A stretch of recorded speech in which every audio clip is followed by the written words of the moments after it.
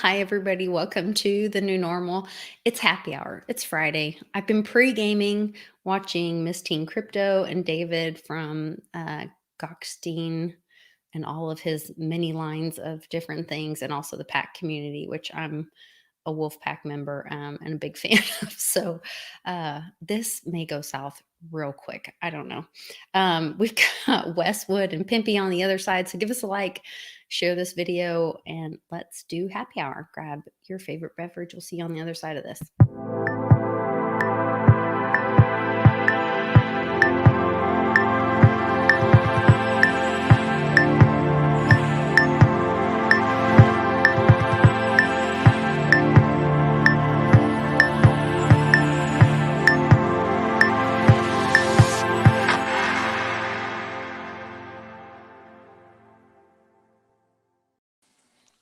Hi, guys. Thanks for joining us. Westwood, you were in the background early. Pimpy jumped in. Pimpy, I am hearing that I was really worried the other day when I met with you and you were on the cleanse. I told you I've been pre-gaming. I was watching Miss Teen Crypto and David from the pack community earlier. So I was like, this may go south. I threw you off, huh? You're like, Pimpy's always drinking.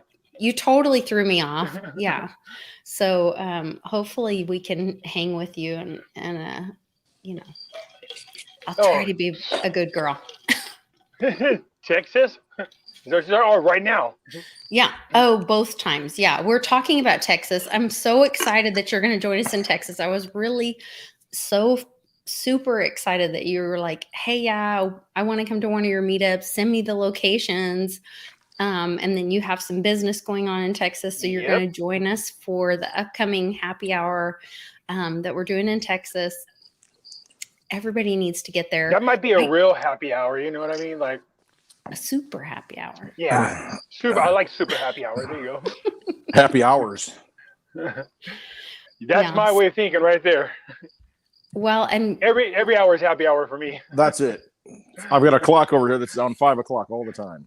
No, we had a 7 o'clock meeting one time in the morning. I was sitting with my cup, and my friend, we've been friends for 20 years. He goes, "You drinking?" I said, "You have to ask." He's like, "I don't." You're supposed to say, 7 in the morning. Me? You don't know what time of the day is for me. I have no idea. Half the time I don't know what day it is or what time it is. Right. Been up all night. Just capping it off.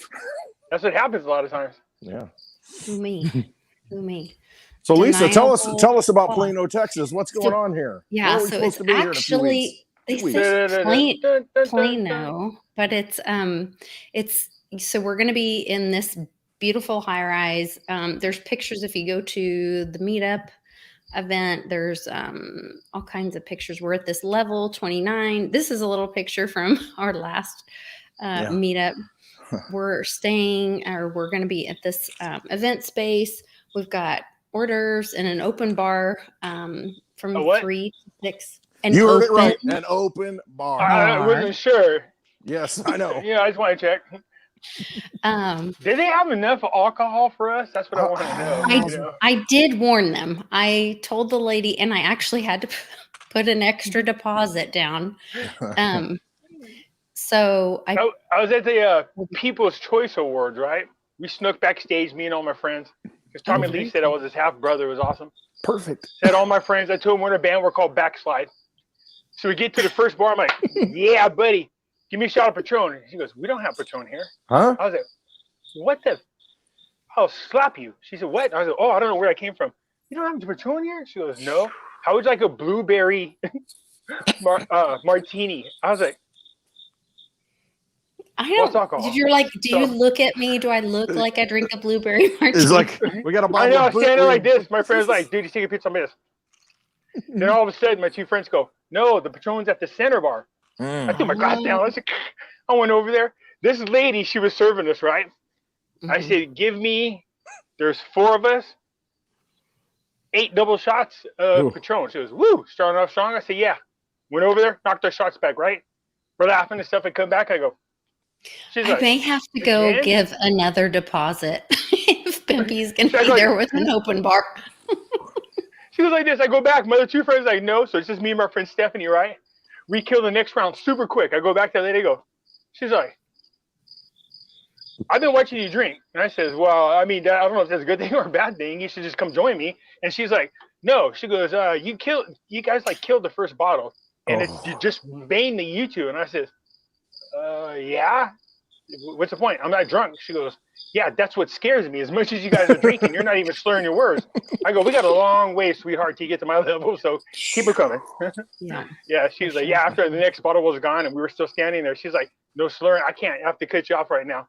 Man, I was so mad. I walked to the other side of the bar, got drunk. Challenges. Now we know. We can look for those cues when Pimpy walks to the other side of the bar. We know he's pissed off and ready for the next challenge. The 80-60 on that side of the bar. Like, we cut him off over on this side. Well, I'll teach you. I'll go to the other side. Like, I'm going to the other side. We will have multiple bartenders, multiple staff. We're going to have hors d'oeuvres. John Kim will be there. Pimpy's going to be there. Mitch from the Crypto Campfire, and also Mitch's Motivational Mondays. He's started another channel. We'll be there. Westwood and I will be there. My buddy Public Awakening will be there. So you're going to have an opportunity. John Kim's bringing his Lambo. My hubby Charlie and I are driving down with the Litecoin Lisa Mobile, my new R8 that I've been having a lot of fun with. And John Kim said he's going to like have his car down there, the top down. People can take pictures, all that kind of stuff. So we're going to have photo ops for everybody. We're going to have a selfie station. The big hiccup on this is that you have to buy tickets in advance. There will be no tickets at the door. Everyone, please take notice of this. There will be no tickets at the door. This is a residential building and there's security. And so we have to have a list turned into security 2 days before the event. And you will not be allowed to come in. So we're in a gated community of drunks. Is that what you're saying? Yes, which means you know what happens behind the gates. Yes. We're going to be allowed all kinds of fun, but with that comes you have to buy the ticket and be on the list to get in to the private party. You got to be on a guest list or you can't make it in. That's right. That's so, it's $100 for the ticket, open bar, hors d'oeuvres. I was going to say, wait, first of all, to open bar, that enough is. I know. That covers it. We're like good. 3-4 drinks alone are $100. Man. No kidding. Seriously. Right. No, my husband and I went to dinner the other night, and I was like, which we usually just stay home and try not to be around all the craziness. And we went out for dinner the other night. We each had like a drink. I don't know.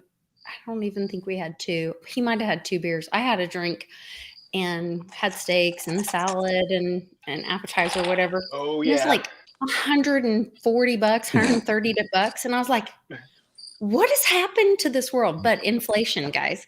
That's so it. I think $100 is a hell of a deal to come hang out with a bunch of people that love you. It's going to be a private event. This is an exclusive opportunity. Hopefully all of you guys can come. We'll have the selfie station. You can take pictures. You can hang out and jump in John Kim's car because he's like, I'm going to have the top down. People can take pics, whatever they want to do. The Digibug will be there. Yeah, you see, you're neglecting the biggest draw of this whole thing. It's a whole thing. The moonroof is going to be open on the Digibug, so you can actually get in there. Oh yeah, it opens up. You can stand up and take a shot. You know, like a shot. I can't get past the 3/4 hour once we're in there. I just in my mind, I can just see it already now. Man. This is crazy. We keep it gated not to keep you out, to keep them in. That's it. We can't let these animals out. So we're in there. We're in there for 3 hours. And here's the other thing. Once you're in there for the 3 hours and you've made all these connections, this area is at Legacy West. And then I have been told that there's all these cool restaurants, bars. So you've made these connections. My guess is there's going to be a bunch of private or invite only after parties. The after party is where it's at. Oh, it always is. Yeah. So after 20 years of club promoting, trust me. The ones you want to avoid is the after party. Is that Not like the morning after? Yeah. I don't think anyone wants to be there. No. So I was at this club and we had Drake there and I had California there and we had I can't remember who else was there, but we're supposed to have them on. Oh yeah, the Shadow Boys are there, and I'm supposed to have the Shadow Boys on the plane with the rest of them. Later on in the evening after that at a club, get them on a plane. They had video shoot the next day. And we're sitting there, we're in the club, we're drinking. It's getting crazy. I keep getting my phone's blowing up. I look, it's their manager. I said, yeah. They go, did you get him on the plane? I go, well, no, we haven't left it. Why? What time is it? He's like, it's like 6:30 in the morning. I was like, oh shit. Oops. My bad, man. Nobody said anything. I've been sitting here having fun, drinking with everybody, man. So the Mr. Flight, it looks like he didn't rebook him. They couldn't rebook him. So I said, where's the shot at? He goes, Vegas. So jumped in my car and went to Vegas, man. Got them there right on time for their shoot. I was like, yeah, it was a lot of fun. That's incredible. I forget you have that whole other lifetime of like being a club promoter and having all those connections. And that's where like, as you've gone into this other life of like truth telling and trying to help people get out of this corrupt financial system and into something brighter and better, like there has to be a really strong drive for you with that, where what you've seen through all those years. For me, I think, I think in the beginning, like anybody else, when you start meeting famous people, the funny thing is I've met famous people before. Like when I was 16, I was supposed to be 18, but I dated Laura Branigan for a couple nights. And then, that was like one of the first famous people I've ever met. And it was like, it was not like a big deal. I knew who they were. I've been around other famous people. The first time I ever got starstruck, believe it or not, is when I ran into Bo Jackson, because I named my kid after him. And I was like, oh my God. Like it was like, I couldn't believe it was Bo Jackson. And I got all giddy and stuff, like, the kid. And then the next one was Nolan Ryan. Bo Jackson. You don't know Bo Jackson? He's really fast. Remember Brian Bosworth trying to catch him on the Seattle Seahawks? So Brian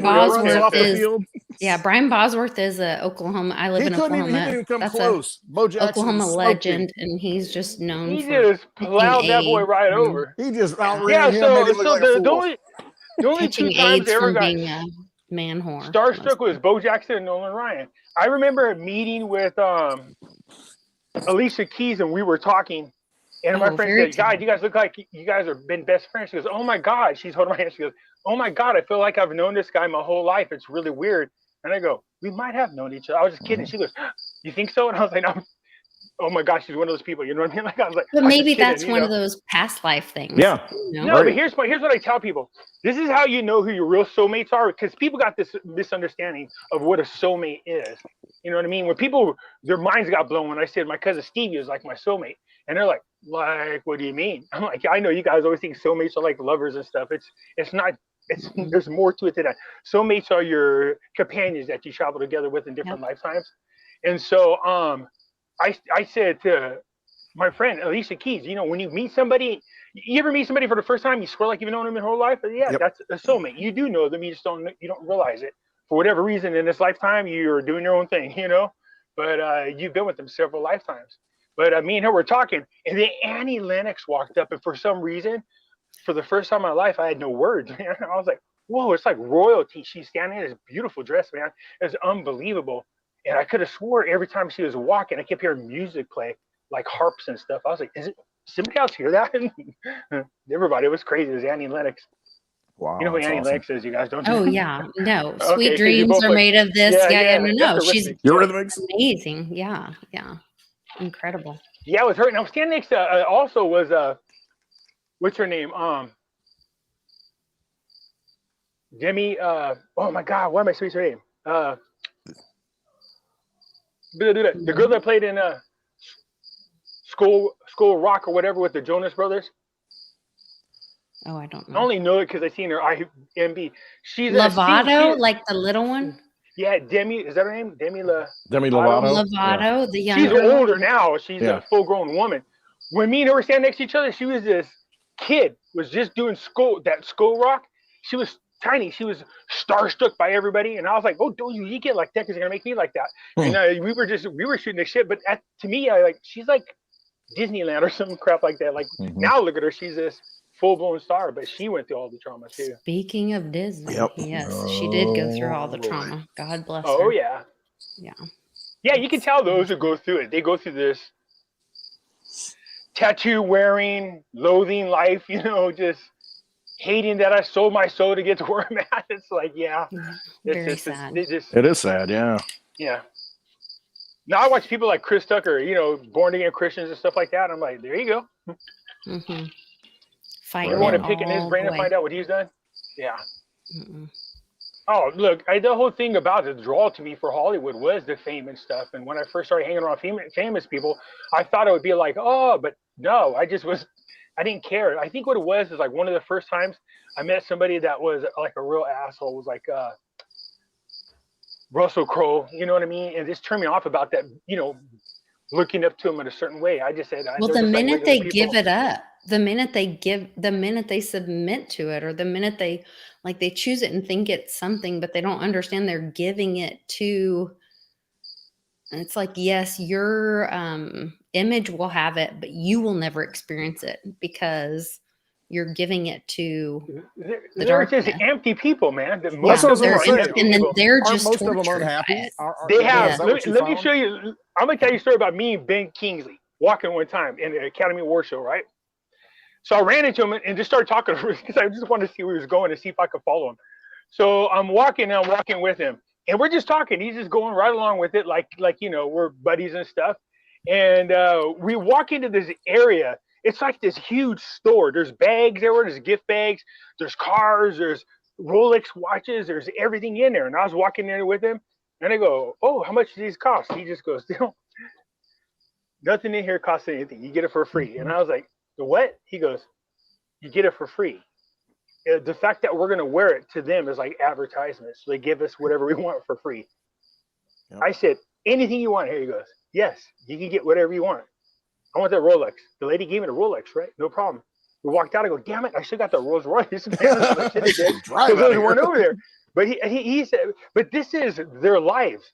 They work for nothing. I mean, don't get me wrong. They do what they do, but they're catered to everywhere they go. Their idea of reality is so far removed from what is reality. It's not even funny. They have been worshipped. They have been catered to hand and foot. They don't want for anything. And because of that, they can't relate to anybody else. They just can't. And when you can't relate to them, enjoy it either, right? No, they can't enjoy it. But not just that, they are so far removed that when you can't relate to them, they get really pissy about it. Like you're the one that's the idiot, or you're the one that has no idea what's going on. You're like, dude, how can you talk about a struggle since you're 11 years old? You've been famous, so shut up. You know, it's stuff like that. You're just talking to people. Well, Meghan Markle interview that was so insane.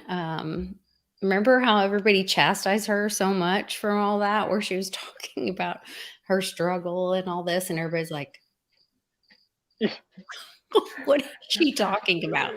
No, LeBron James, right? Talk about how hard his life is. So I said, so let me get this straight, LeBron James. So your hard life, right? So as a kid, you don't know you're poor till you get about 9, 10 years old, maybe. You start to realize there's something different, but you don't care. By the time it really sets in is when you start getting into junior high, high school. So maybe, 12 years old? Maybe he started realizing he was poor. Mm-hmm. But a quick 3 years later, he's in high school and was already being worshipped as a superstar going to the NBA. So he was already being catered to at a young age. So how long was LeBron actually poor mentally? You know what I mean? Great. He might have been when he was younger, but he didn't know that. So what was his struggle?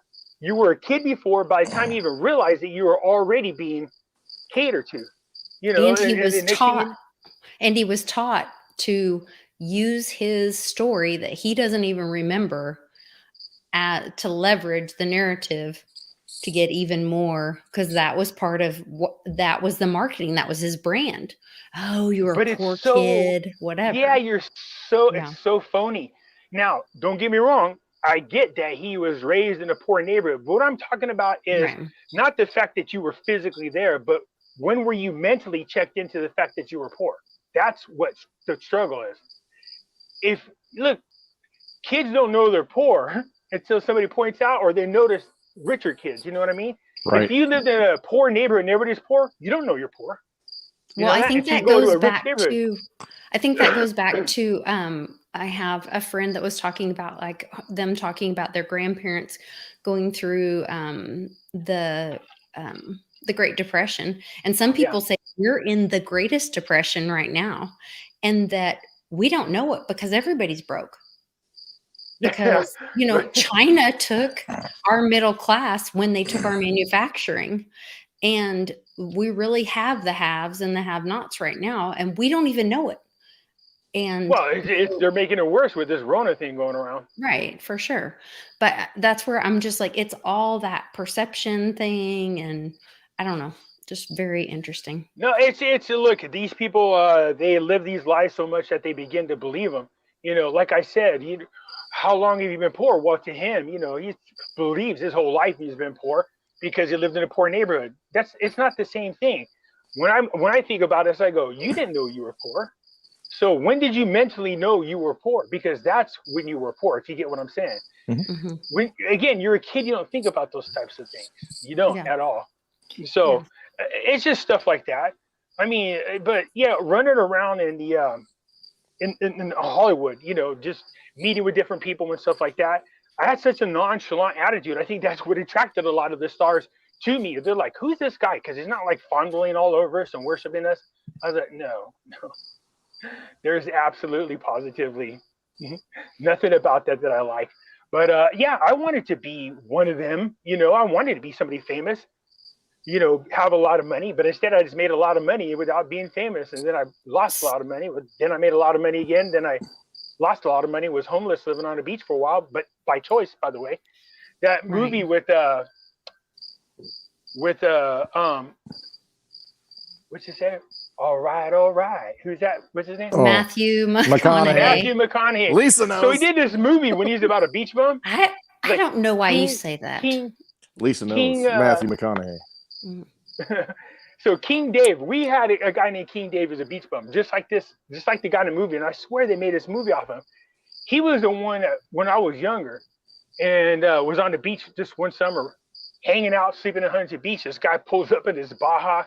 He's like, what do you say we just snort a fat line of coke, ride some waves, go to Beverly Hills and bang rich chicks? I was like, what? Who the hell are you, dude? I'm game, let's go. And that's what happened. So we did it. We went to Beverly Hills and started hanging around all these rich people. I'm like, how do you know him? He goes, I don't know. I just showed up to somebody's house having a party one day and I've been coming here ever since. That's what we did, this party crash. And that's where I learned it from. But the whole lifestyle and hanging around a lot of rich people and seeing the way they live. And, I met a lot of interesting people and it just kept escalating from there. My whole life's been about meeting one interesting person after another, rich, famous, whatever it's been. I've often accidentally run into people like that. It hasn't necessarily been about being rich. It's more been about like a lifestyle, and maybe has it been about being acknowledged or being affirmed, or what is that drive of? For who? Me? For you. Personally? Yeah, for you. I think I just thought I wanted to be somebody that people would notice, but I didn't have to become famous for that, I found out. So, I mean, a lot of famous people, when we go to, like mansion parties and stuff, as I got older, I would go in there and talk to certain people because I had great conversations with them. Nothing else was in my mind. I've seen them, and I know whenever we get together, you would get there, but the people would try to intercept, catch you on the way in. It was funny because you have other famous people try to talk to you, and I'm like, but I really want to go talk to this person real quick. But there's something about that. Not acknowledging them the way other people do, I think, was an attraction to them. I'm not saying I didn't do it on purpose, but there seemed to be a pattern that I was picking up on. I was like, hey, this is weird. But most people, guess what they want to talk about all the time, which is God and religion. All the time they want to talk about that. And I like that. Really? It's really weird because, some people get it, some people don't. Some people start going off in this weird la la land. I'm like, yeah, I hear you, but that's just not me. But I enjoyed it. I mean, I have a lot of life experiences from it. I mean, I've been in places that people like searching for the truth or their own truth, do you think? And they call that God? I think they don't know what they're looking for. They're just looking. They have no direction. Their lives are so damn empty. I can't tell you how many rich, beautiful women just don't understand that they're beautiful. They think they're ugly. I thought at first, I used to go, man, talk about fishing for compliments all the time. But after a while, you start to realize, man, they really believe this. And I'm like, you know, how do you not know you're beautiful? I mean, you have to know. Everybody and their mama tells you that, but they think they're being told that because they're famous. And I'm like, well, it could be that too, but they just have no concept about who they are. They're really empty people. And I'm not just talking about women. There's guys that's the same way. I've been drunk with, was it Scott Ian from Anthrax? I was drunk at a strip club one time. Me and my brother got in a fight and he took off with the car and I was like, damn it. And I was standing outside on a mailbox and he comes up staggering next to me. He goes, where are we going next? I was like, sweet, it's the knot, man. Let's go. What everybody want to go to, dude. And we got drunk. And he kept saying, dude, you ever just wander through lives wondering when you're going to find what you're supposed to do? I was like, dude, you're a famous musician. What are you supposed to be doing? You know what I mean? It's like they have no, I'm generalizing when I say they, of course. Talk about the majority of I've met famous people who are brilliant. You know what I mean? They do have their stuff together. A lot of these salty dog people, so to speak. But the younger generations, I don't think so. Not really. They look totally lost. You think they haven't found, because I think we all have that spark of brilliance in us. We all are created for something greater. But I think typically it's something that contributes to the whole or collective consciousness or the community. And I think that's part of the reason, like, they don't want us talking to each other. They don't want us connecting. And so, like, maybe that is why it's hard for the younger generations to find, like, their greatness, because if you are disconnected from community and consciousness, like, and your gift is most valuable by contributing, then that would be really hard to find. Like, do you see that being the problem? I'll give you an example. I'll give you an example. Is most singers, when they're growing up, they usually start off with the passion of singing. They love to sing. There's something about it they're drawn to. Mm-hmm. They start to realize they have a really good voice. They start to get attention. They get signed into, hey, I'm going to become famous. But that's when your passion for singing changes from being a passion into a job. You see, if you don't allow it to become a job, it stays a passion. I don't know if I'm making sense. In other words, once you sign that big contract, then guess what? You got to go here for appearance. You got to go there. You got to sign this. You have to be there. You have to put this album out. You have to do this.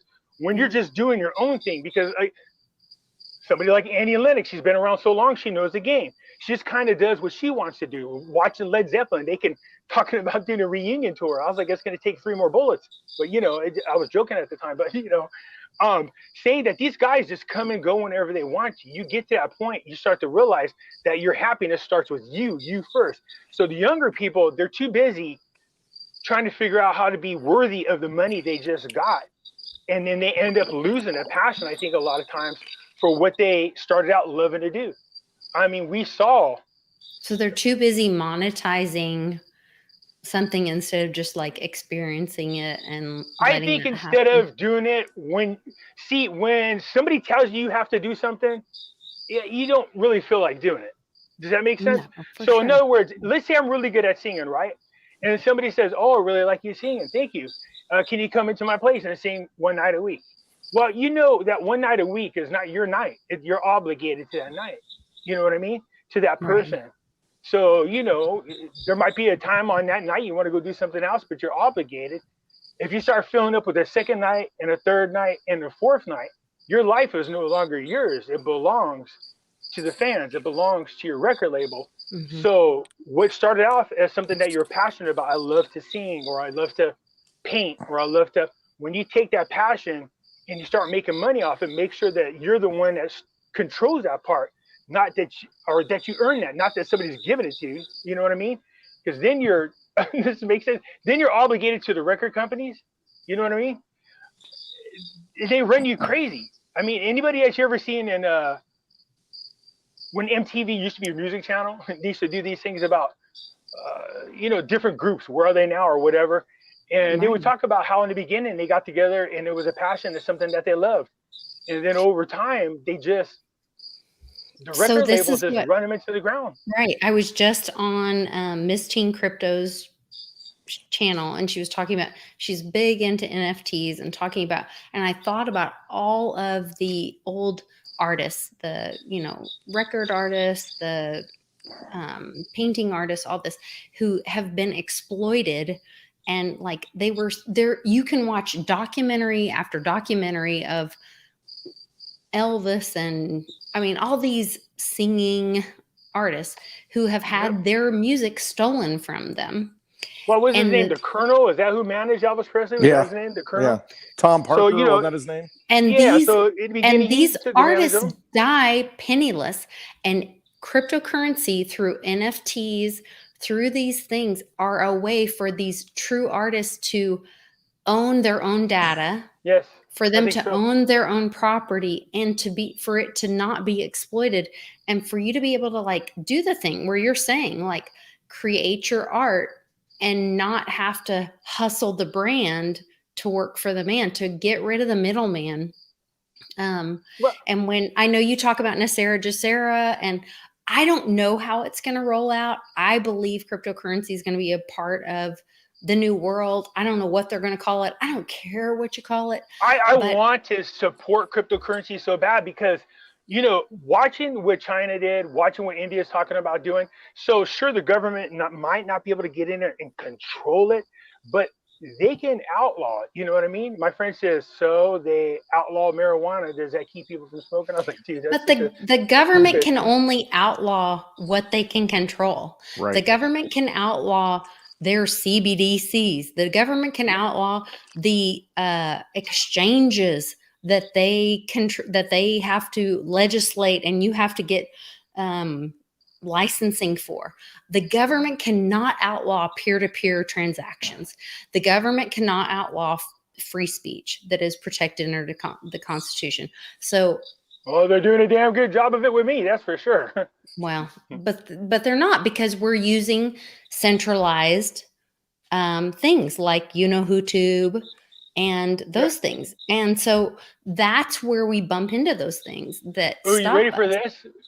So my platform is getting ready to get launched here. So I want to invite everybody to go. I'll let you guys know when it's out. I think it's already been launched. My people keep calling me going, hey, it's fixed. You're going to talk about it? I said, well, wait, I want to see it first. But another friend of ours has launched a copycat of like Facebook on there.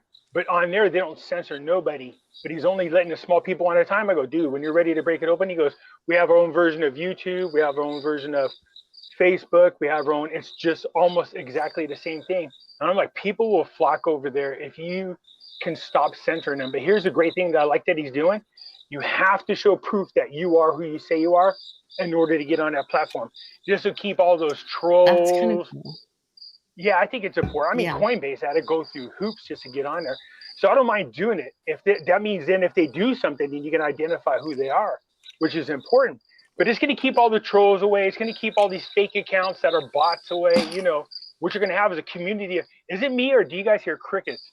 Oh, I got crickets back here. That's Westwood. It's out here in the bar, in the middle of the Midwest, at the middle farm. of cornfields. Yeah. He's out at the farm. So, I think the platform is going to be awesome, but you have their own version of Zoom so that nobody's going to be able to mess with them. And I like that. So I told them, here, up and get it up, because I know too many people that are getting kicked off platforms everywhere. If they could go to a place, they can't do what they did to Parler, because they have their own servers. So they're taken care of. They're secure. So it's going to be awesome. That is good to know. I also was approached by, here's Pimpy's, YouTube, for as long as it's on there. You guys go check it out. Or one of them. He has multiple. I had the other one, Hidden Things. They took it down.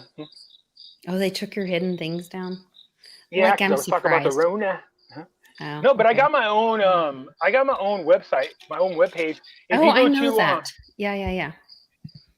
I have that too. Yeah, PippyNewsNetwork.com, I think it is. I don't even know. So on there, I have this guy was talking to. He was like, grab as many videos on the Rona as possible. And I started asking permission to take these from people, and they're like, don't ask, just take it, because our information is being taken down, and it's important for people to know the truth. So I got a ton of videos on the coronavirus, and then also don't say that. You mean on the great infection? I gotta go get a beer. We're talking about beer because it's happy hour. It's happy hour, baby. All the beer bugs. Yeah. It's happy on hour. that thing. Yeah. So, it's interesting to listen to these doctors who are being silenced everywhere, man. It's crazy. I won't say too much on it because I want you to get in trouble, but people go over there. It's only $3 a month to join. All proceeds go to Finding Life's Purpose, which is why we're going to be in Texas, because we're going to meet with this other group of people that we want to cookie cut the way they set up their whole project. And we've been talking over for a while. So I'm looking forward to going over there and talking to these men and seeing what they did to help with the homeless people. They built like these homeless communities that are awesome. And so I told Ron, I go, look, this is what we're going to do. So that's what we're doing. Well, I'm really excited. I'm so excited that you're going to be joining us at the meetup. We're going to have so much fun. And then we're going to be, of course, who knows what will happen at the after happy hour. After party. At the after parties, and then we'll have the crypto class the next day. So that's going to be fun. The next day. You're like, oh, hold on, just read it off the board, man. We're going to postpone it a little bit. It won't be till like 11 or so. Right. I was a college professor. I was so bad. I remember one time I came to class still drunk, but this is how much my students love me. I was that never happened to me. I walked in college. I walked in and I told the students, all right, here it is. Mr. Freeman is still drunk from last night. Shut the blinds. Keep an eye down the hallway. Make sure. Did you just say your last name was Freeman? Yeah. Stop. Mr. Freeman. Sorry. I know where you're going with it, Lisa. There's a coincidence. Yeah, I know. Mr. Freeman. We'll talk about that later. We don't want to dox everybody here, right? You might be related to a friend of mine. I'm gonna have another drink on that note. I'm gonna have a drink on that one. There's gonna be an open bar in Plano, Texas. You might want to get there. I know. I feel guilty. Like you went on this whole cleanse, and here I am corrupting Pimpy. Back up. I want to talk about that cleanse. Go ahead. Sorry. Let's make a note. You want to talk about the cleanse? Okay. Was that the Stanley Burroughs, the lemonade diet cleanse? Is that what you did? Or was it something different? No, Shane, this guy is, so I was making fun of vegans because I was just being silly. Right. And he's a vegan and he's a YouTuber. PETA stands for people eating tasty animals, right? Yeah. Anyway. That's funny. So he says, look, how do you know unless you try it? And I was like, no, dude, I'm a steak and potatoes kind of guy. Right on. Slamming down alcohol all the time. I'm just really abusive to my body, and thank God I know how to heal it. But he's like, look, just try this challenge and let's see how we do. I said, I tell you what, I'm gonna do the challenge. Tell me exactly what I'm gonna do. I'm gonna do it exactly. If this works the way we think it's gonna work, after we're done, I'll share with everybody that's in my platform. Because he's got his own platform, and I want people to look. If it works, I want people to go to it. Right. But I can tell you that, good Lord, I think by second week into it, the first day's kind of hard. The second day gets a little easier. By the third day, I'm like, screw it, I'm going for it. You just convince yourself that stop bitching and whining in your head, just do it.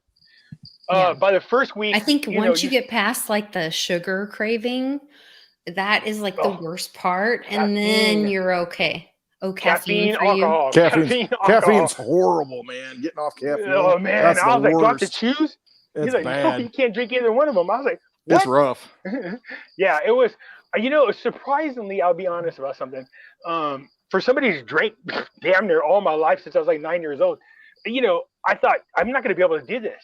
It's going to be hard. Wait. Since 9? Yes, I have one of those cool ass parents. Oh God. You know how? Well, see, parents back then could get away with crap you can't do today. Right. I used to tell my dad we used to go fishing. I used to act like I wanted to drink one of his beers. I was like 9. My dad was like, "You want to drink one?" It's a course. I was like, "Yeah, I drink." But I was like, this ain't too bad. It's like, but You know, He's like, good. He's just gonna sleep over there while I fish. That's exactly what happened. I passed out on a boat, got all sunburnt, and then so the next time I just kept wanting it because I thought it was cool to do this with your dad. And my dad never stopped me, so I just drank a lot. Man, by the time I was so sad. 15, 16 years old, I'd go to bars and get drunk and people wouldn't even know. My friends at my age would get drunk and they would act like idiots and like, how can you act so cool? Because I did that when I was like 9 and 10. I got a tolerance. You know, I'm good to go. You're like tolerance. I've got it all of it down packed. Right. Timing, mannerisms. Oh, that's yeah. So by the time I was 21, I was already a professional alcoholic. So you know, it's like, but the detox, I thought I'm going to struggle with this, but I want to try it, right? But the first day I didn't think about alcohol. Second day I didn't think about alcohol. Third day I was so busy going, woo, this feels kind of weird. You know, I feel like it's a good cleanse. By the end of the week, you know, I'm already down like 9 pounds, 10 pounds. I'm like, yeah, okay, good. I'm feeling good. And then it dawned on me. I go, wow, I haven't drank all week. What the hell? I didn't even think about it. Yep. And then I was like, oh, now I'm thinking about it. I go, well, now let's see how we go. You know, by the second week, you down almost 20 pounds. I'm like, yes, this is good. And then all of a sudden, I went to Vegas and then cheated a little. And then, you know, but if people stick to this, we have this agreement not to say for now, because we want to tell everybody when it's done so they could just go. Because I'm supposed to show you before and after pictures. I'm like, so you want me to do what? He's like, you know, you take pictures of your body to show the before and after. I was like, oh yeah, buddy, I'm going for it. So yeah. Well, I used to bodybuild somewhere under there still, the same body. Nice. But yeah, it's working really good. Good. It's hard. Yeah. It's hard. I mean, by the 11th day, I walked by and was checking in the refrigerator, and the bacon had been sitting there for a while. I was like, gosh dang it, I got to cook it now for the kids or else I don't want it to go bad. You got to get rid of it. I cooked it, and I went outside, and I came back, and it was like, I was walking by, and I was like, I'm just going to take a piece like this. I took like a little piece, walked by, I go, okay, I knew that was going to happen. I went and got the rest of the piece and walked away right away, because if you stay, you just start eating. It's bacon, man. Come on. Right. You ever, the comedian Dan White, he said one of the funniest things about bacon. He goes, did you know a study shows that if you eat bacon regularly, it takes 5 years off your life? I said, no. He said, fuck it. Take it. It's worth the smell alone. I was like, yeah, it is actually. It's worth it. He had me laughing. Yeah. It's one of those things. Yeah. Yeah. So we've got bacon wrapped hors d'oeuvres at the Plano meetup. We've got an open bar. This is going to be smoking hot. You got to get there. I'm loving it. We will also have vegetarian options. We have vegetarian options. I'm a vegetarian, believe it or not. I used to be the same way. I'd eat the bloody meat, and you know, I still drink. But hey, they got the no carbs diet. That's just when they give you the hot dog without the bun. Was that keto? Nobody gets that joke. Nobody listen. Right. I have spent so much time on the phone with a caterer. I have all the options.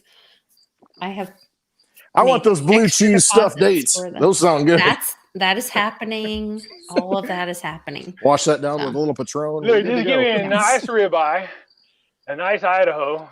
So when you get there's not steaks. We're doing hors d'oeuvres and an open food. Bar.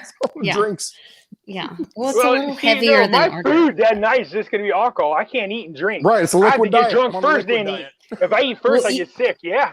You have to remember we're there from 3 to 6 because we're doing the live happy hour. So what are you saying? You're also there for the live happy hour show. So you may get called up to be streaming live, which is good anytime. We'll be very happy during that hour. Bring me a drink. Your face will hurt. I'll have everybody laughing so hard your face will hurt.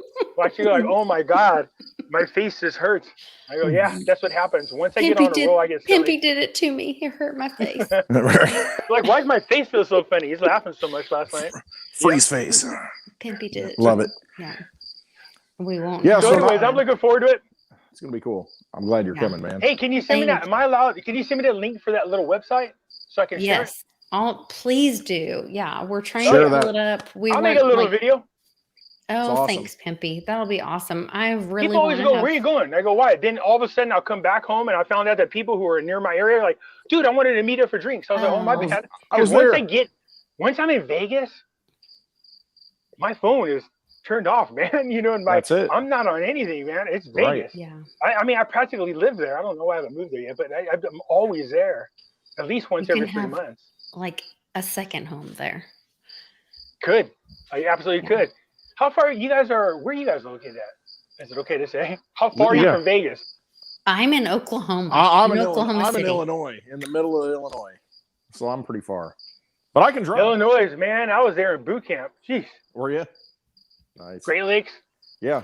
I seen a dude get hit by lightning there. You have had so many lives. He's like, right. Yeah. Boot camp. He's been a promoter of clubs. He's been running around with Hollywood elite. Yeah. Like, my friend's like, dude, people say, he goes, that's the great thing about bringing you to a party. People talk about stuff and you go, oh, dude, I did that. And they're like, what? Is there anything you haven't done? No, you don't get it. I've done like everything.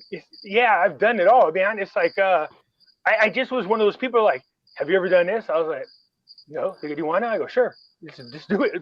Just because I just try something once in your life and see what happens, you know. I remember scared to parachute. And I was like, I'm not parachuting, dude. And I got convinced to do it. Then after that, I was jumping all the time. You know, I did like 9 dives. I was like, oh, cool. This is fun. No. This is one of the best rush of my life. Whitewater rafting. I mean, geez. Yeah. A lot of things. I've done a lot of things. That seems really dangerous.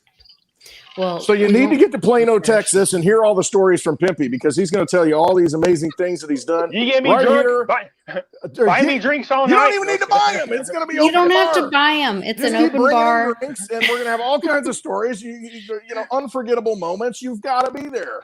John Kim is there. Pimpy's there. I'm there. Westwood's there. Mitch from Custom wait. He's Custom Carpentry. Custom Carpentry on Twitter. Crypto Campfire He has podcast. so many like Mitchie's Monday Motivation on YouTube. He has too many. He'll make you happy. Alternative. Oh, cool. I'll be around a lot of crypto people asking you guys a billion questions to try to see if you can convince me otherwise. Go. Are you not in crypto yet? Yes, he's in crypto. Oh, okay. Yeah, I'm in them, but man, I used to have a lot of money. You know what's so sad is because at one time when the cryptos were low, I had like 64,000 XLM, 68,000 XRP. I had like 47 Ethereums. You know what I mean? Like, well, I'm glad you got out of XRP because it's. Well, at the time I bought XRP, it was only 12 cents. Yeah. Right, but it's like now it's $1.12 now. It's a bankster coin, so you know. And then XLM only because of karma. Akon, you know what I mean?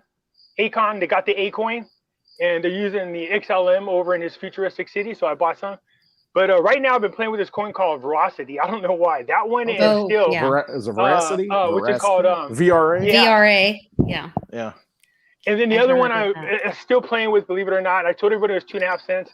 And then it kind of stood around 5 cents, 6 cents. And now I jumped up to 9 cents, which is that Alchemy Pay on Coinbase. Alchemy Pay, okay. I just was playing around with the coin that was cheap to see what would happen. Right. I told everybody, hey, jump on this coin. It's only 2.5 cents. A lot of people did. And it shot up to 29 cents. Like one nice. Day. I was like, yes. And then it came back down to 10 cents. But I was like, that's a pretty good jump. So I went from 2.5 cents up to 10 cents, and I was cool. But I left some in there. It's still going. It's up to 9 again. So nice. That's a heck of a jump. Yeah, it is. Nice little jump. You can't see that anywhere else other than crypto right now. I mean, that's the amazing thing about it, because it's just such a new space that everybody coming into it, you know, there's a pie there, and there's only so many pieces to go around. Let me ask you guys about this. What do you guys think about I think that's big. If El Salvador can pull this off and they start using Bitcoin as their actual currency and they're successful at it, can you imagine all those countries that are under some kind of sanction because of the United States? Right. Exactly. The American empire is crumbling, and that's a perfect example of it. El Salvador is doing it. Ukraine is now allowing, Bitcoin purchases. Who's the other one in Central America, Lisa? It's not Panama, is it? Cuba is about to. There's a whole list. There's a whole bunch, but you're seeing that Panama. Make it a legal tender or something different all there. Somebody said that's a big deal. Here's the other significance of them making it legal tender that affects the entire world. The fact that a country makes it legal tender affects every other country that now it's legal tender in another world, so it affects the tax code of every other country. I love that.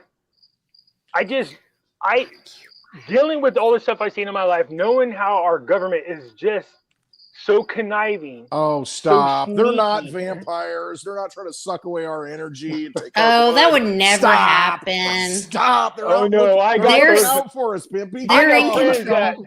They're I got completely in friends. Well, control. he might be dead by now. He's dying of cancer. The older guy, his name's Robert Dean. I've talked about him in my videos. He's CIA, and I don't know. He just took a liking to me. I used to, when I moved, I never knew how to get a hold of him. He would just pop up one day, start telling me stories. I was like, "How do you know where I'm at?" He's like, "Did you have to ask?" I was like, "Never mind." Forget so it. Just like, you know, You're like, that he's just creeps cool. me out. Yeah. Yeah, I know. I'd go in there and he had bullet like whiskey. And I'd walk in there and I go, just sit in there like you see in the movies, walks in, he's sitting there drinking a drink. I'm like, well, freaking help yourself, man. He's like, I did. So I'm sitting in here, what did he say? I say, he'll say something like, oh, I was in town. How you doing? And I just want to stop by. And then he'll tell me whatever the latest and greatest complimentary was. ticket to the event. He can be, I gave you a +1 to the event. Who are we talking about? I don't know, the badass who shows up at Pimpy's Oh, house. Robert Dean. Yeah, I don't know. Okay, Last I heard, he was fighting cancer. And the funny thing is, I was like, you know, there's a cure. He's like, I'm just old and I'm tired of this life and I just want to move on. And I was like, man, that sucks. I liked all this. We had good stories. I mean, he used to tell me the stories. I was so engaged in them. And then one day he just tells me, hey, Lee, look, man, me and you've been friends for a long time. I got to tell you something. I was like, go ahead. He goes, look, don't trust anybody in intelligence, anybody whatsoever. Don't trust anybody. Don't believe anything they tell you. Take it with a grain of salt, then figure out how to research it and find out if it's true. He goes, because that's what they do. Everybody has an agenda in the intelligence community. They want something. You know what I mean? He says, so don't trust them. He said, I'm your friend and don't trust me. Don't even trust the stories that I'm telling you. He says, you have to be that way all the time. He says, in our line of work, it's not your enemies that kill you. It's your best friend. I was like, that's such a terrible way to live. It's sad. Like, that's the life they chose. It's horrible, but that's the system that we're in right now. And so when you see yesterday, when you see, you know, the leadership, the pretender in chief come out and say, we're going to do this, we're going to do this, you know what? Our patience is running out with you people. You know, we're tired of you doing these things to the other people. You know, you've got to trust yourself. How are we tolerating this guy in there who's obviously brain dead? This guy he's reading the screen and he can't even freaking read the words. Tyson's telling him who he can talk to and who he can't talk to in the media. How the hell is this guy a capable, competent leader? You know what I mean? That's what I want to know. What happened? He's gone. It's so in our face, but this is the constitutional education of America. And Pimpy, when you go back to Nasera Jacera, and everybody can call it whatever they want. Yeah. I am not saying that it's even Nasera Jacera. I mean, everybody has these words that everybody wants to put on it, but this is the awakening. This is the Great Awakening. And I believe that this is the constitutional education of not only America, but the world.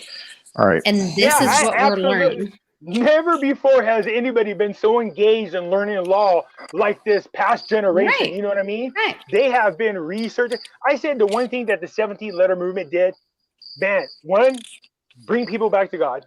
That's the most important thing. Two, man, teach them how to be researchers like nobody's business. And we've got the tools to do it now, unlike any other time in history. We can all go out and research. So it's our choice now, whether to be asleep or awake. Sorry. Yeah, that's the honest to God truth right there. But my thing is, you know, like, listen, like I'll make a quick point. So we're talking about doctors, like, oh, wow, your doctor says this, but my doctor says that. I go, yeah, but did you look into your doctor? What? She's on TV. So what? You go, you see these people make these speeches. My name is Dr. So-and-so from so-and-so. You go, and what do you find out? Well, they made their profile for the first time yesterday before they released their video, and they haven't been on their account since. You can't find that person anywhere else. I go, so you believe that's a real doctor? Just because they wear a lab coat and are on TV doesn't make them real. You know what I mean? Because they have a title. Yeah, you gotta. You know, and that's the thing. My background comes from. I used to be a former teacher. I don't teach anymore. Still certified. Don't teach, but you know, I taught literature. And the one thing that I learned from good professors, you know, good people, and what it was ingrained in me is don't listen to me. Don't trust me. Go to the source. Go to the source of the book. You know, in the case of these pricks that everybody wants us to line up and take, go to the source. There is none. There's not one that's approved right now by the FDA that's out. No. It's for a future one that's going to come out at some point. So it's all a mythology. It's all this mind control bullshit that they're trying to push on us. And it's up to us to trust ourselves. It's up to us to look inside ourselves, use discernment, do our own research. And if it doesn't feel right, you know what? Don't do it. And who cares what the consequences are? Oh, I'm going to lose my job. So what? Do you really want that job? You want to live in tyranny? Versus killing yourself by putting a vaccine on? Yeah, exactly. Absolutely insane. And that's what people need to realize. Some of the doctors that we talk to, it's depressing to listen to them. Their lives are being shattered. They're being taken to review boards or license for telling the truth. It's just unbelievable. But you know what? That system, quit giving it energy, quit giving it power, disconnect from it, and let it fall. Let it go. That's where we never had this choice Take the life support away. Yeah, we haven't had this choice before. We look back at 2008 when we know the system failed a long time ago, but that was the last biggest, most obvious thing. We're there again. And we have another option. It's going to be worse. Yeah, but it is going to be worse. But we've got an option. Now we have an option that we didn't have. We did not have the escape capsule before. Right there. Cryptocurrency is the bridge. You have an option. Gold and silver. Gold and silver. I totally agree. Cryptocurrency in your own possession. I really think those are the keys. Food. We need to pair up gold with Bitcoin, in your possession. Silver with Ethereum. But no. Silver with Litecoin. Ethereum has so many problems. Yeah, just so Ethereum when I first got into cryptos, the one that I was attracted to was the Litecoin. And when I first was talking about it, I think it was, I don't know where it is now, but I think it was between $11 and $12 too. I've told everybody in this group, there's Litecoin, man. You got to jump on this stuff. I mean, everything I was reading about it looked not that Ethereum won't still be there, Pimpy, but Ethereum just had a fork and they have a bug in it. And Litecoin is coming out with OmniLite, which has smart contracts, NFTs. Litecoin has run for 10 years with no problem. We have Mimblewimble, which is the privacy option on Litecoin. It's a finite Litecoin has been the test net for Bitcoin over and over. So but Litecoin, it seems like this guy said this, if you want to have any success at all with your cryptocurrency, you have to find a way to adopt the Ethereum platform. Everybody's on the Ethereum platform. And I said, now that's the platform. I'm not saying it won't continue. It will be part of the community moving forward, but it's not the only. But honestly, if you like gold, if you like silver, the sound money for the digital age is Bitcoin and Litecoin. I mean, there's a finite supply of it. There's only so much to go around. You hold it in your own possession. And Ethereum is not considered. It's not a real cryptocurrency as far as money is concerned. Right. It's a different animal. Not knocking it. I'm just saying. But if you're a hardcore believer in sound money, Bitcoin and Litecoin are the answers. They really are. I like Ethereum, but it's not the Bitcoin. I mean, I can send you lots of videos. Anyway. See, that's the thing. I really got to spend more time. Once I get locked on one, and then I read about it all the time, and then I like it. And then I'll play with the other ones and go, oh, then find another one. And I'll get interested. Like, what the hell is up with Hex? Does anybody know why the hell is growing? What is their story? They have been on. It's okay. Hex has made people a lot of money. Let's just say that.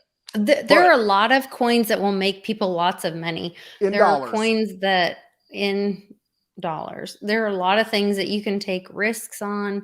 There are a lot of things that I would not engage in because of karma and long-term holding. You have to decide, like, that's why everybody needs to decide. Like, you need to do your research. Everybody needs to decide, what is your plan? What's your financial plan? What is best for you? Because some people do want that quick make a buck. They don't care. 85% of the people in the crypto market want the quick fix. Yeah. It's just like in the gold and silver. You know, we keep anticipating. Well, let's put it this way: if the markets were legit, the gold and silver took off a long time ago. We just keep waiting for the bubble to pop and for us to take off. But you know, that's people like, how come it hasn't happened yet? How come it hasn't happened yet? Well, what do you think about the CFTC director stepping down October 15th? That's pretty significant. Yeah, I don't know what their function is. They don't do crap. No, I mean, for nobody. If anything, they're often running interference, acting like they're doing something, and nothing ever gets done. Well, you see, obviously, you guys know Chris Marcus, man. He was snapping all over him, and you know them, and then JP Morgan that one day, it's so funny because I heard Chris Marcus doing these rants. Remember that during the snow? He's freezing to death, poor guy. Yeah, he's one of our sponsors. Stand in front of the Arcadia Economics is one of our so what sponsors, and happened he's a was, good I was friend like- of ours. And so I was like, he's what the hell? he's like, Lisa, literally like October 1st, and then that came out about October 15th, and I was like, he's not going to step down. That's not going to crash before he steps down. And so he has not got back to me, but I think it's going to happen after. And we have astrologers that work on another group of mine that they're talking about November 19th. Then there's some stuff about some big booms about October 17th.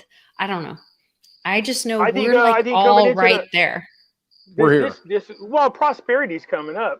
I mean, I could, I felt it, but I told everybody that way back in January, I had this weird dream, and I told them what it was about.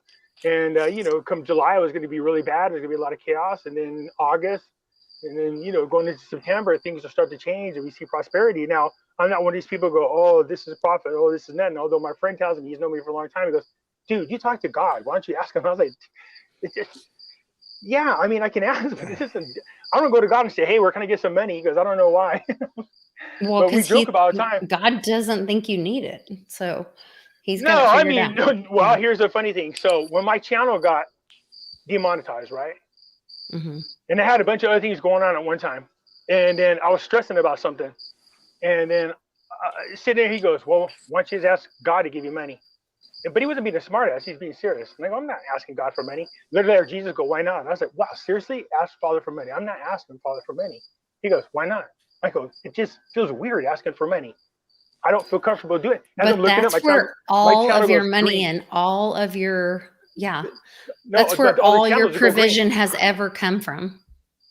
What my channel, all of a sudden they start flipping green. Yeah, I was like, oh, what the heck? Jesus started laughing. I was like, wow, you knew this is coming, man. That's why you were saying that. That was a sweet gift. He goes, all you had to do is ask. I was like, I don't know. It just feels weird to be asking God for money. But that's the big lie is that, I mean, that was one of my greatest lessons in my divorce was that I was like, I got divorced and then like I got a great job after being a stay-at-home mom for 20 years from running nonprofits where I wasn't allowed to ask for well, we were going to do this to donate to the church and we were going to do that. I couldn't ask for a salary because he wanted to control me that way and whatever. So then when I was like a single mom and trying to figure it out, and then the nonprofits were like, no, we can't function without you running it. And I was like, then you got to pay me. And then it was get them needing you, that you got everything down packed, you control it, then lower the boom on them. No, it was a whole thing of, and I had this conversation with God of like, I'm going to have to give this up. We're going to have to hire somebody. And the nonprofit was like, let's do this fundraiser and see what happens. And like, if God wants to open that door and provide, and you're the person that's supposed to do it, then the money will show up. And so I trust that all the time. Like I will make the ask.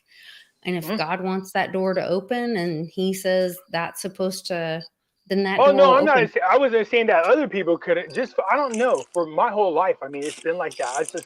I try not to ask for things except for when you're young and you fall in love with this girl, breaks your heart. You go, God, if you would just make her love me, I promise to be a church. No, but what I'm saying is, and then Garth Brooks came out the best song. Sometimes I thank God for unanswered prayers. Yes, unanswered prayers. Yeah, but what I'm saying is that what God's lesson to me in that was that I thought that, and I was trapped in a marriage with 5 kids, an abusive husband, and I had people coming over, and he was really being awful, and I was like, what am I going to do?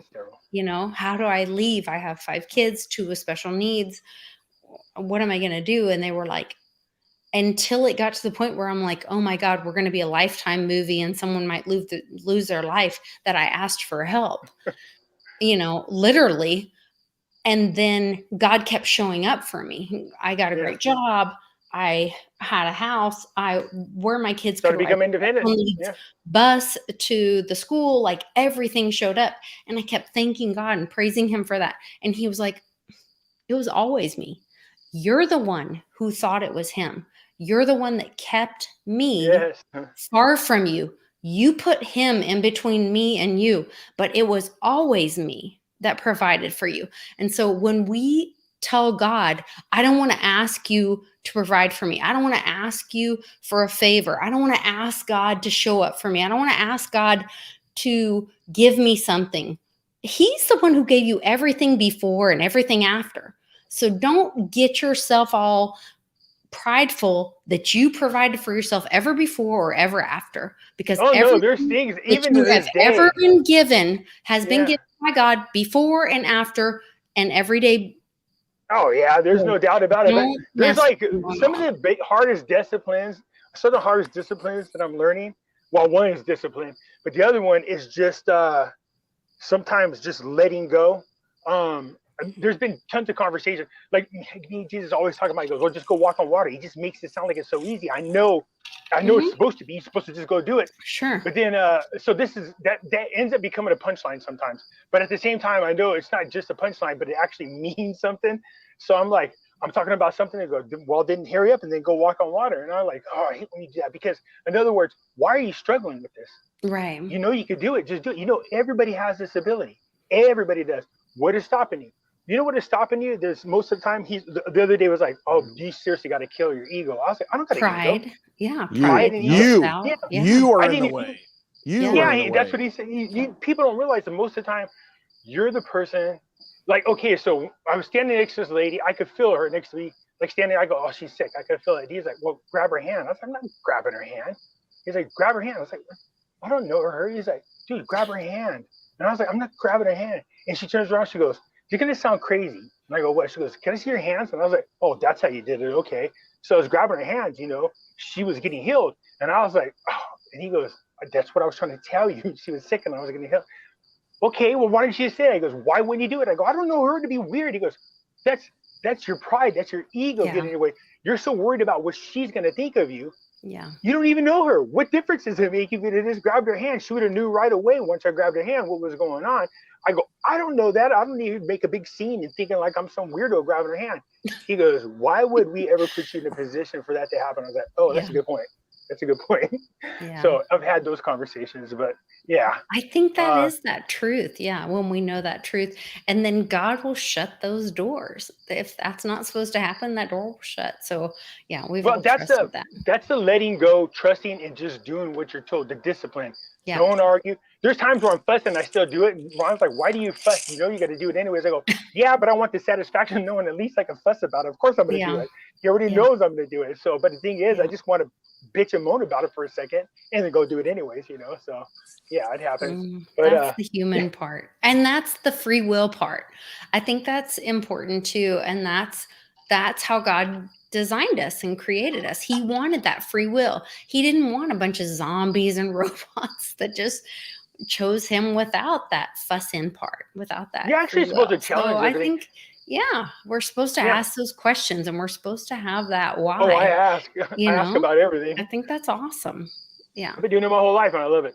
I think it's so, awesome. ma'am, shoot me over that link so I can share it. I will. I promise. Thank you so much for being a part of this. I really appreciate you. I appreciate your friendship. I adore all that you're doing to try to wake people up and to try to get people to understand to have assets in their own possession, how important it is to have silver and gold and to understand what's going on in the world right now. So you guys check out Pimpy's channels. Make sure that you get a ticket for Dallas so you can hang out with all of us. Oh, come hang out, man. You can hold hands. You can hold hands with Pimpy. Oh, I'll give you a big hug. I know you did not just do that. I swear I can hear some chuckling over here, man. I'm like, "Oh, I know you just," because there's gonna be people coming for Pimpy. I'm gonna be like, "I know what you're doing. I know. I can feel that." I'm gonna hold your hand. God and Jesus have the greatest. That's fine, so you can hold it. God and Jesus have the greatest sense of humor in the world. Oh my God, they pulled the greatest pranks. So I was feeling really sick the other night, like bad. Just real quick before we go. I thought I was gonna die. No, it wasn't the corona. I already had that. I got over real quick. I don't know how to explain it. I just was not feeling good. I couldn't stop going potty. I was like, it's killing me. I'm going like every 5 minutes. I thought, I'm gonna die. It feels like I'm gonna faint. I'm literally gonna die. So I fell asleep for a brief moment. And then literally God just takes me to this place. Beautiful, it's on the mountains, beautiful pine there. Has to do with the story that I told a while back, and I knew what the pond was for. He goes, going to the pond. I was like, yeah, I'm going. So take off my clothes. I get in the pond. I'm swimming in the water, right? It's so beautiful there. So peaceful, so serene. The water is healing. I love it. It's just right temperature of cold. It's perfect. I go lay on this tall green grass. I'm laying there nude, looking up at the sky, and I got this piece of grass hanging, and I'm just sitting there staring at the sky, and all of a sudden, What I hear kind the of side grass was it? It's just, no, it's just sorry. tall reed, Okay. No, it's good. I'm laying there, I got my hands like this. I'm staring straight up, and all of a sudden, from the right of me, I hear, "This is a beautiful place, isn't it?" I was like, "This is like so gay, man. It's so gay." And I go, "Why are you like blowing my Zen mode right now? I'm here laying nude." And I go, "I know you're not laying nude next to me." He goes, "What's the big deal? You need to kill your ego." I was like, "Dude, you know how weird it is to be laying nude in the grass with Jesus? It just feels weird. Can you just not like look?" My friend Ron's like, "That would be awesome, man. That would be awesome." Don't make it weird for me. Yeah, I was like, that's what I said. I go, "Man, I'm just trying to relax and I'm feeling healed." He's like, "You really gotta get past that stupid part of you." So I said, so he's teaching me a lesson about the dream part and using that imagery whenever you get sick. If I could take myself there, you can heal yourself. And I was like, "Oh, cool." He goes, "You'll remember this." And I go, "Yeah, I just don't remember this part." He goes, he was getting dressed. He goes, "That's the funny thing about this. This is the part you remember the most, just because you don't want to remember it." And I was like, "Oh, so there's what you're saying humor. Is that you're going to have a nudist retreat meetup next for your Come on next down." We got tall grass, beautiful water, and Jesus might pop up and lay right next to you with no clothes on. Can I get an amen? Oh Lord. Okay. Now that would be a spiritual healing right there. We've officially We're got gonna have- As long as gone off Jesus the just rails. takes the wheel and nothing else. What kind of Lord. baptism is this? I told you, once I start drinking, here we go. Oh Lord. Okay. For more of this kind of fun in Plano, Texas in 2 weeks, you got to get there. Put that in a capsule and sell it. I'm telling you. All right, you guys. I appreciate all of you guys. Pimpy, you are the best. I am so thankful for you. Sure, I nice to see really you again. love all your videos and all the information that you send out to everybody. Thank you. You guys in the chat, thanks for hanging in there with us. Please share this video, like it. Meet us in Plano. We're going to have a great time. Come on We hope down, to man. see Let's you have a guys great all time. there. Yes. We'll see you guys there. Take care.